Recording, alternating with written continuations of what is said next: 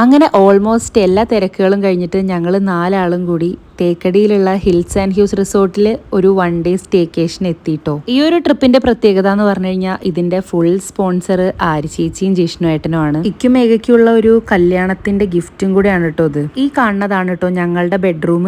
നല്ല രീതിയിൽ അവർ ഡെക്കറേറ്റ് ഒക്കെ ചെയ്തിട്ടുണ്ട്. പിന്നെ മാത്രമല്ല ഫുൾ വുഡൻ ടെക്സ്ചർ ഉള്ള ഒരു റൂമാണ് ഞങ്ങളുടേത്. മേഘയുടെ അർജുൻ്റെ റൂം കുറച്ച് അപ്പുറത്താണ് കേട്ടോ. അതൊരു താഴേക്ക് ഇറങ്ങി പോകണം. അപ്പോൾ ഈ കാണുന്നതാണ് ഞങ്ങളുടെ ബാൽക്കണി. ഇവിടെ നിന്നുള്ള വ്യൂ എന്ന് പറഞ്ഞാൽ ഒരു രക്ഷയില്ല, അത്രയും നൈസായിരുന്നു. ഇതിൻ്റെ ഒരു സൈഡ് തമിഴ്നാടും ഒരു സൈഡ് കേരളമാണെന്നാണ് അവർ പറഞ്ഞത്. നല്ല കാറ്റും അതുപോലെ നല്ല തണുപ്പും ഉണ്ടായിരുന്നു കേട്ടോ. അങ്ങനെ ഞങ്ങൾ ഫോട്ടോസൊക്കെ എടുത്ത് ഡ്രസ്സൊക്കെ മാറി. ഇനി അടുത്തത് പൂൾ സൈഡിലേക്കാണ് ഞങ്ങൾ പോയത്. ഇവിടെയും കാറ്റ് കാരണം നിൽക്കാൻ പറ്റുന്നുണ്ടായിരുന്നില്ല, അതും നല്ല തണുത്ത വെള്ളവും.